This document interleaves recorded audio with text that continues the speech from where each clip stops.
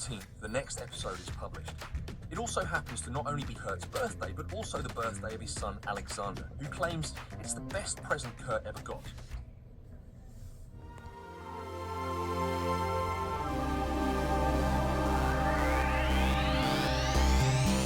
Avez-vous toutes les informations?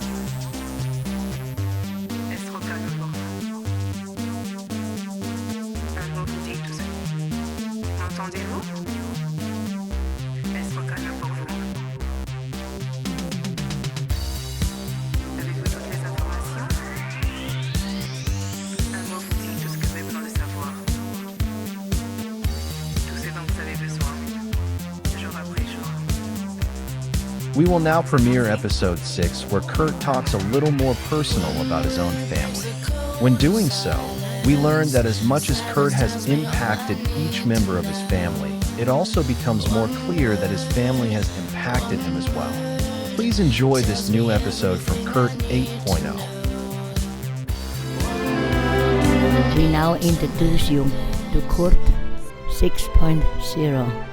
Kurt was in full swing with his Gwinnett County, Georgia restaurant when he was in his 60s. It was a very busy time, as he explains in this video clip. Kurt Eisele's legacy is more than the positions he's held or the restaurants he's owned. I helped a lot of young kids. I had them dishwashers when they were conscientious, did a great job. I helped them move on and become cooks. Some of those who moved on actually apprenticed with Kurt in the same manner that he was trained in Germany.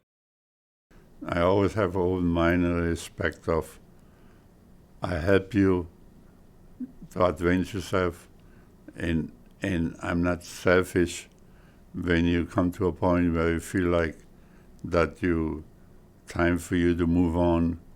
I didn't resent it.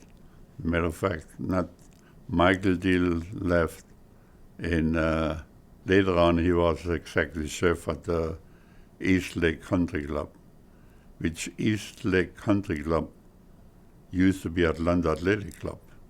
And then his colleague Eric Carrell, he left and he became sous chef at the East Pacer Ferry Town Club, where Tom Catterall was a chef, which Tom Catterall, he owned several restaurants in Atlanta, like Prime.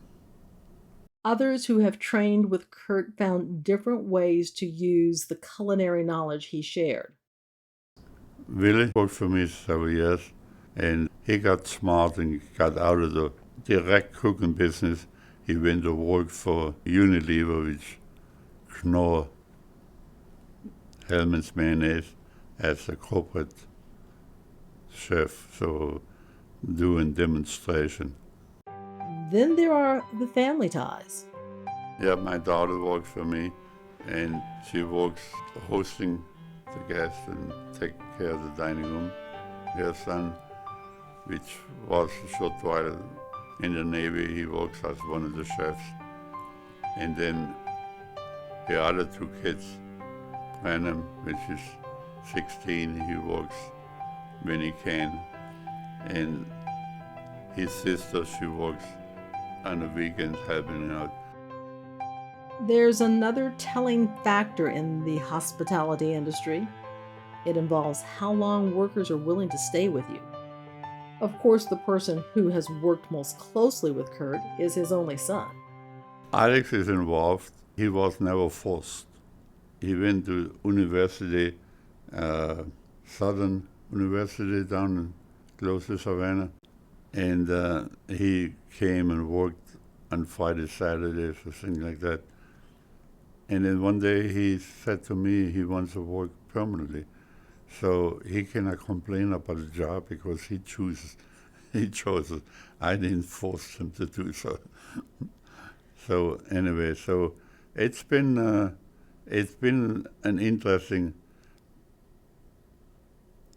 arrangement, because before we moved over here, he was kind of independent because I let him take care of the beer garden. So we did not directly work with each other because I took care of Kurt's in the banquet department and he took care of the beer garden.